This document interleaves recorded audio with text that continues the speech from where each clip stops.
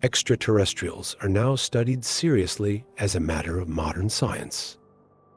It is believed that we live in an era of public information, openly available to everyone. But some others think there is much that we still do not know and will never know. The elite of this world seem to have always kept something hidden, something that could disrupt and change humanity's view of the world. Tens of millions of people believe that we have already been in contact with extraterrestrial beings. They come here bringing us technology, teaching us new knowledge in exchange for certain resources and benefits on our planet. This secret has always been kept by experts, with only a few special individuals being aware of the existence of such agreements. And perhaps U.S. presidents cannot be excluded from this story. Did extraterrestrials really visit Earth and negotiate with us? Were these presidents the ones to greet them? If that's true, what evidence is there of these encounters? Welcome to our Today video. The Secret Negotiations. On July 1, 2019, in Tokyo, Japan. In an in-depth interview between Fox News commentator Tucker Carlson and U.S. President, here is the response from Donald Trump. Well, I don't want to really get into it too much, but personally, I tend to doubt it. I mean, you have people that swear by it, right? As we see, Donald Trump's answer made people think about an important question. Are U.S. government officials hiding information about extraterrestrial visits? Will all information about extraterrestrials be reported or kept secret, even from the president? Later in 2019, in August, former UFO investigator from the Department of Defense, Nick Pope, asked Tucker Carlson another question. Do you think Donald Trump knows more than what he's revealed? And the obvious answer is yes. Clearly, U.S. presidents always know more than what they say. Months later, as the 2020 presidential election heated up, opposing candidates of Donald Trump were interviewed. They were asked about their stance on UFOs and the government's disclosure of information on the matter. All of them gave vague and suggestive answers. These presidents are believed to have had contact with UFO phenomena or strange, unexplained stories. But that's not all. According to surveys, 36 of U.S. presidents have reportedly encountered and been involved with extraterrestrials. To put this into perspective, this figure is 3 times higher than for ordinary citizens in the USA. We have a series of strange stories passed down from one presidency to another. All of them have either seen or at least commented on, shared their views about the UFO phenomenon. UFOs have long ceased to be just a fleeting phenomenon in American culture, becoming a hallmark, even a symbol for some regions in the country. U.S. presidents seem to have always had some connection to UFOs throughout history, and that raises the question, why is that? Could extraterrestrial beings be controlling us by influencing U.S. presidents? Let's search for the answer through the first recorded encounters. This is Pennsylvania during a winter day in 1777. In freezing weather, with scarce food and supplies, and a rampant epidemic, George Washington's army was on the verge of being destroyed. They had been driven out of the then capital, Philadelphia, and retreated to a winter camp at Valley Forge. They all fought together, remaining hopeful that they would drive the British out of Philadelphia, but the battlefield reality was far from it. Many years after the war ended, a close aide to Washington recounted a strange story. In that dire situation, Washington didn't know what else to do but went into the forest to pray. In the snowy fields of Valley Forge, he encountered a figure in white, unclear whether it was a person or some kind of entity. The figure told him that he would win the war and revealed to Washington the vision of a United States of America. After that unexpected encounter, Washington seemed reinvigorated. He realized that he held a higher, sacred destiny, and the first task of this destiny was to defeat the British. The question we ask is, what exactly did George Washington meet that day? Could it have been an entity from another world in the cold Valley Forge forest? If so, he was not the only founding father to have encountered an extraterrestrial. In 1801, a man made one of the first official UFO reports in the USA. And certainly, no one could ignore this report because he was a sitting vice president at the time. Thomas Jefferson wrote a report after astronomer William Dunbar told him about seeing an unidentified flying object in Baton Rouge, Louisiana. In the report, the flying object was described as luminous and moving rapidly. It was about 21 to 24 meters long and flew approximately 180 meters above the ground. After it disappeared over the horizon, nearby witnesses heard a loud crash. People quickly gathered at the site, where everything was nearly incinerated. A report of the incident was quickly sent to the American Philosophical Society, and this is considered the first instance of a high-ranking official submitting an official UFO report. The American Philosophical Society was founded by the plump, high-browed gentleman you're seeing now. He was Benjamin Franklin. Like Thomas Jefferson, he publicly expressed his belief in the existence of intelligent life beyond Earth. It seems that the worldview of these great leaders has always been different. They believed that no one could limit the creativity of the Almighty. Therefore, we are not alone in this universe. Could it be that the Founding Fathers were always aware of the presence of another world that would ensure humanity stays on the right path? We can see a suspicious coincidence when mentioning a man who became president during a particularly crucial moment in U.S. history, Abraham Lincoln. April 14, 1865. Just hours before the assassination at the theater took the life of the esteemed president, he made a shocking confession to General Ulysses Grant. The two had met while Grant was waiting for news from General Sherman about the battle in North Carolina. Lincoln assured Grant that this battle would be a glorious victory.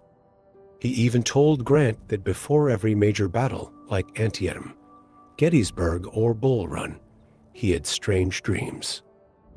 Lincoln always received a premonition of the Union's victory over the Confederacy, even before the battle began. It was as if the turning points in human history were foretold to the victors. That was America's destiny. For many people, these UFO sightings or strange encounters involving U.S. presidents are not just idle chatter. They are indeed a sign, evidence of a special connection between us and some other form of intelligent life. But could it be a sign that an invisible force is controlling the flow of America's history? Where can we explore the truth behind this? This is Oyster Bay, Long Island. On August 1, 1907, at this president's estate, a huge glowing sphere was seen by dozens of witnesses. Sagamore Hill Estate became widely known overnight. At that time, Theodore Roosevelt was drafting a highly important speech about America's strategic vision. The speech focused on developing the most powerful navy in history.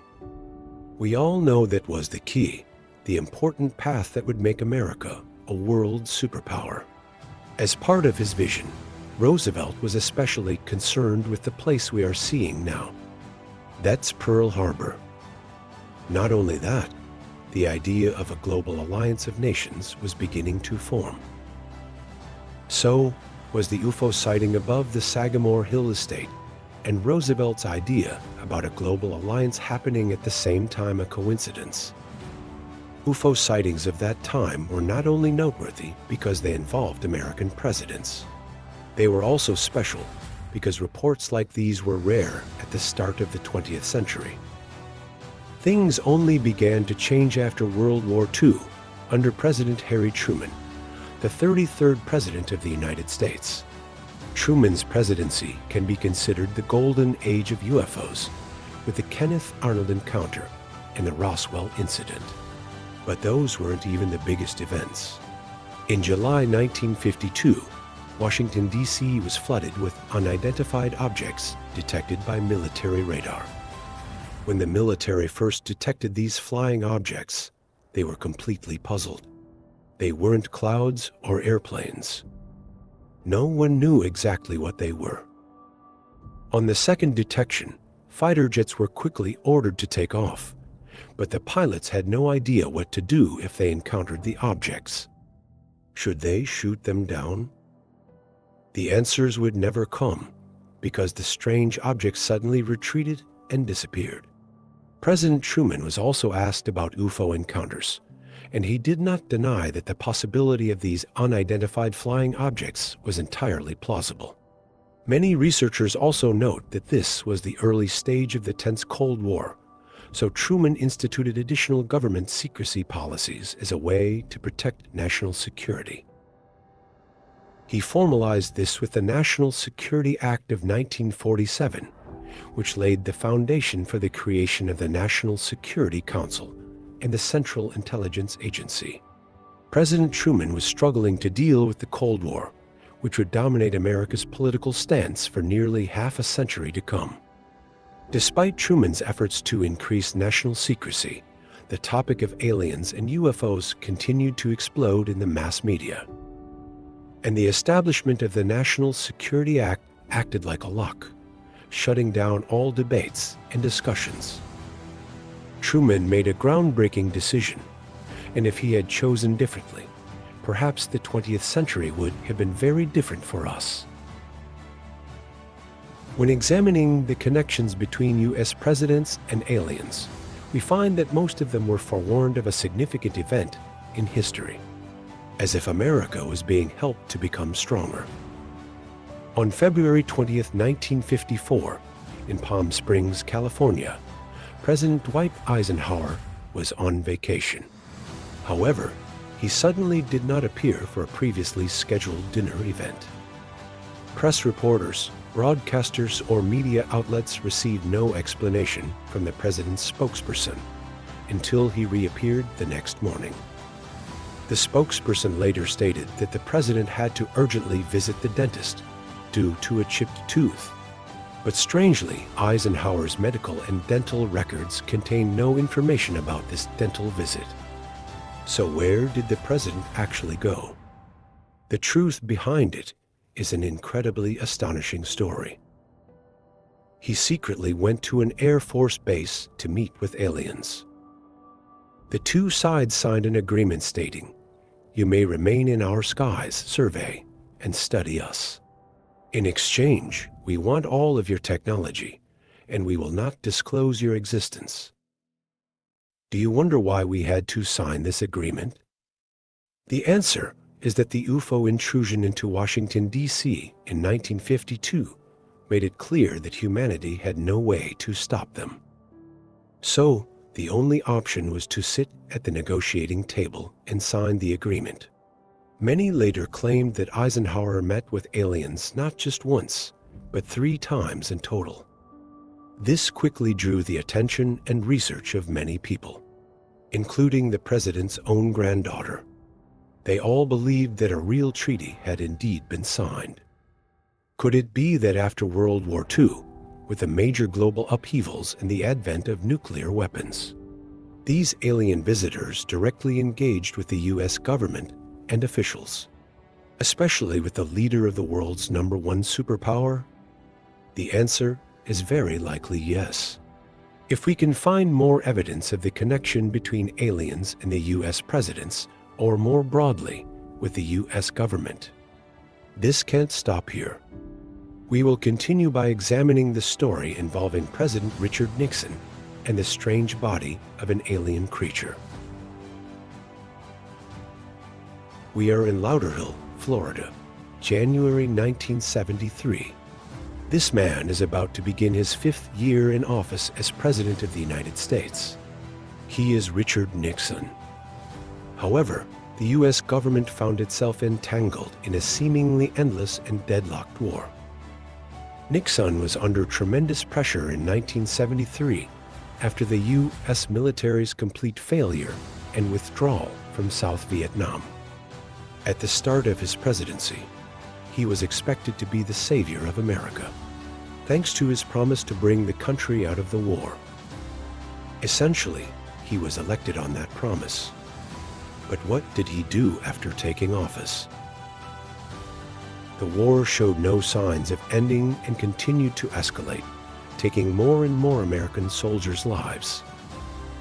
To escape the daily pressures of his tumultuous term, Nixon often scheduled golf games with his close friends, including Jackie Gleason, the famous comedian and television star of the 1950s. They had a special friendship and often played golf together in Florida. Nixon knew that Gleason was very interested in UFOs. Some even joked that he probably had a whole library on UFOs at the time. You'll feel even crazier when you look at this. Gleason's house was designed like UFO. Gleason would often ask Nixon many questions, and perhaps he got something out of it. According to an article written by Gleason's wife at the time, she revealed that the golf trip with the president led her husband to an extraordinary experience. Hours after Gleason returned home, a strange limousine appeared at his door without prior notice.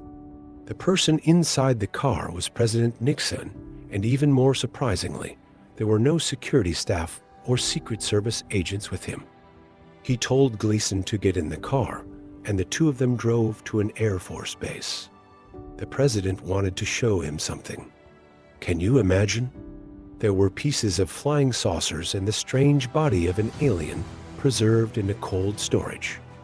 Gleason returned home and told his wife everything he had witnessed, including how Nixon took him there.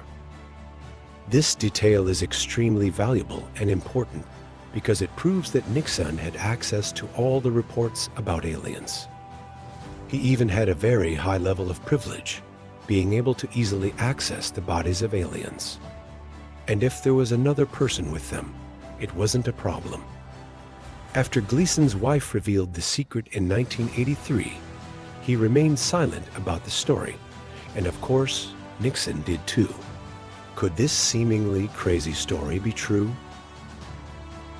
Experts researching the phenomenon believe that Nixon's actions helped limit the disclosure of alien information to future presidents. In October 1969, attendees at a local Lions Club annual meeting discovered a mysterious object hovering in the sky. Among the witnesses that day was a very special person, the future President of the United States, Jimmy Carter. At the time, Jimmy Carter was standing outside with a group of people, and they saw a large sphere in the night sky, a very strange object that continuously changed colors. 4 years later, Carter was still haunted by what he witnessed that day to the extent that he submitted an official report to the National Investigative Committee on Aerial Phenomena, also known as NECIT. When Jimmy Carter ran for president, he promised that if he won, he would release all the files that could be made public. But once he won, he reversed the issue, saying that perhaps some UFO encounters were related to national security and therefore couldn't all be made public.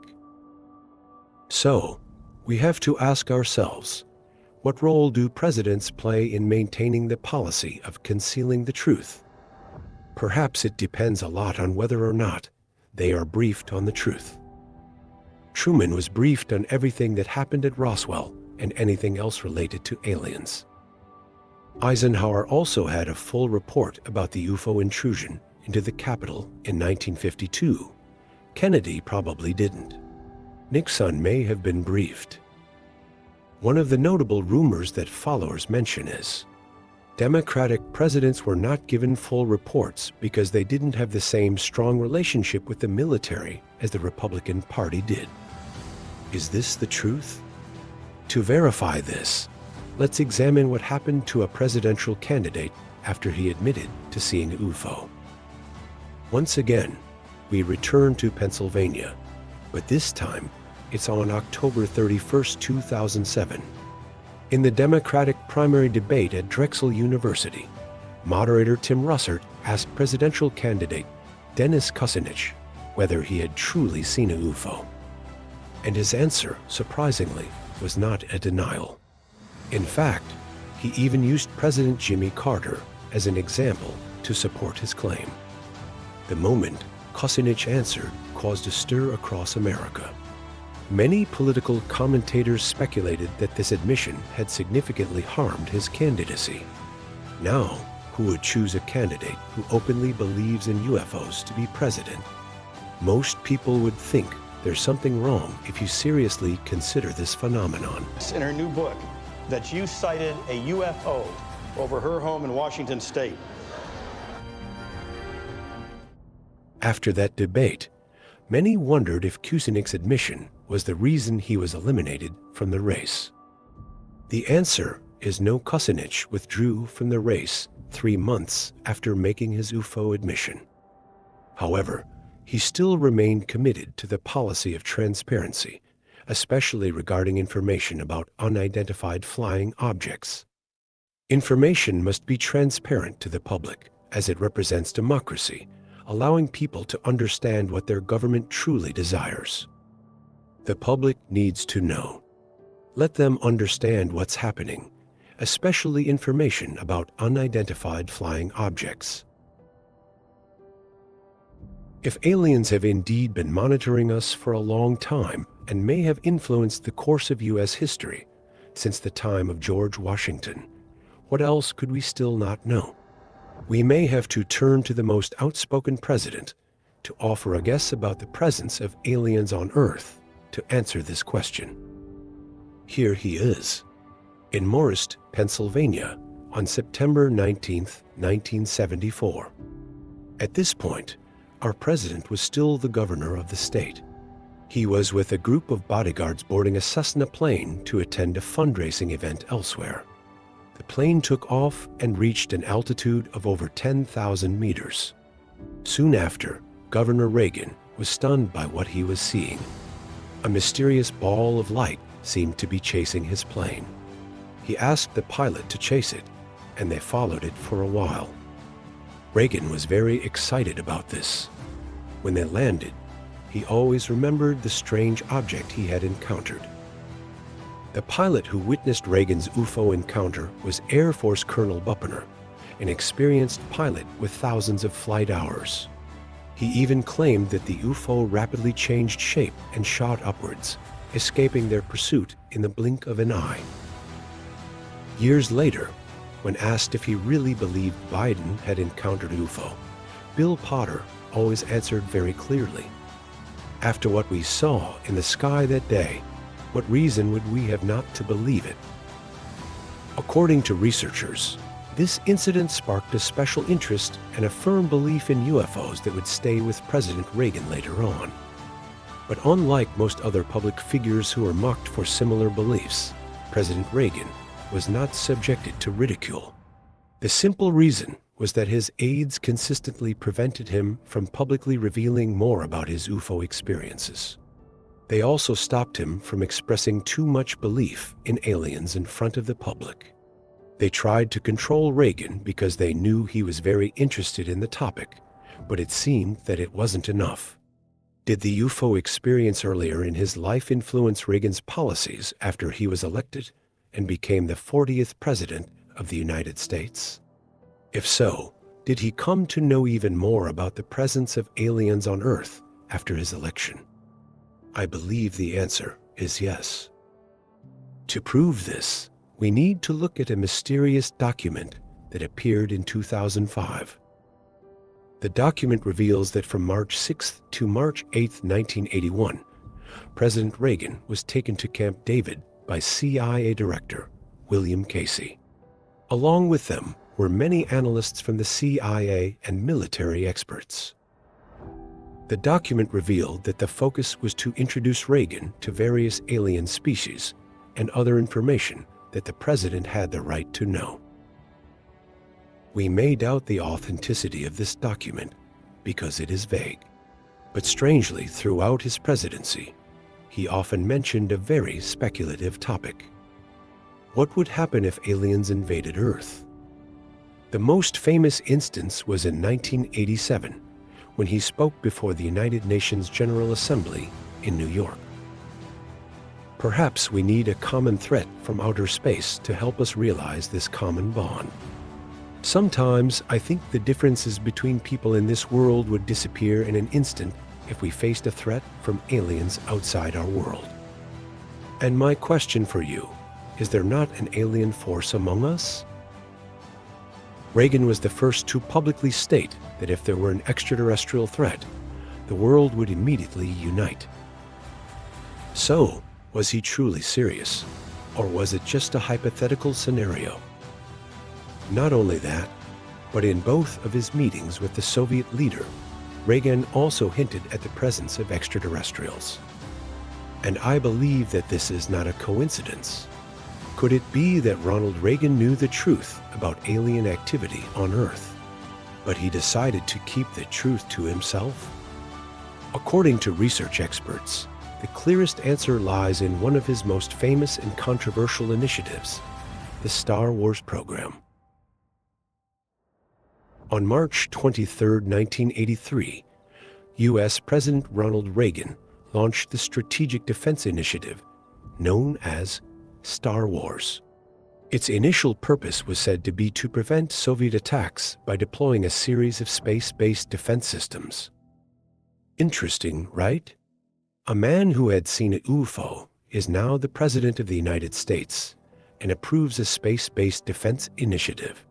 But was protecting America from the Soviet nuclear threat really the main reason for this defense system? Some believe that the true purpose of the Star Wars system was to defend against extraterrestrials. It focused on equipping Earth with the most advanced weapons capable of defending against some form of alien invasion.